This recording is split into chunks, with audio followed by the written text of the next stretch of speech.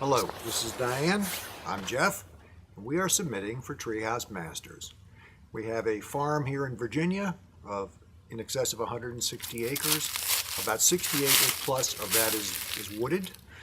The woods are comprised of large white oaks and red oaks, beech, hickory, a number of different good solid species of trees.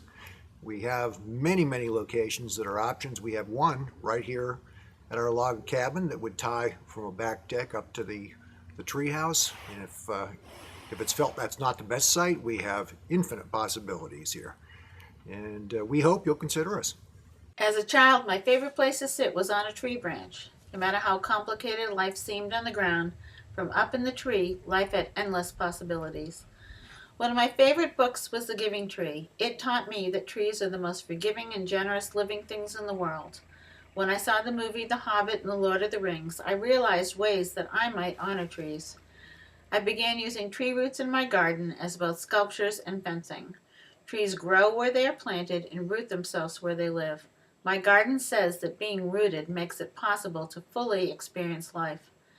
I integrated branches within my cabin and on my porches. The trees with strong roots yield strong branches. The utilization of those represents the extension of dreams. I use tree trunks under our house, on our porch, and in my bedroom.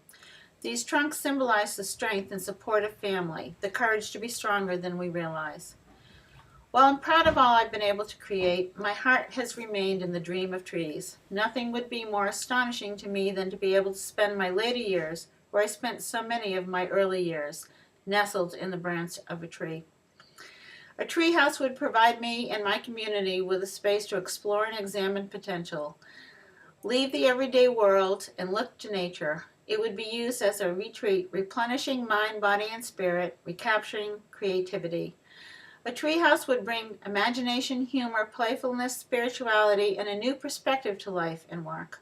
I imagine that my treehouse would provide many adventures for family and friends over the years, a possible wedding place for one of my daughters, a potential destination dining location for my daughter Caitlin, a studio space for my daughter Bergen, who's exploring working in film. The treehouse would be a place to finally write the story that has always been in my head.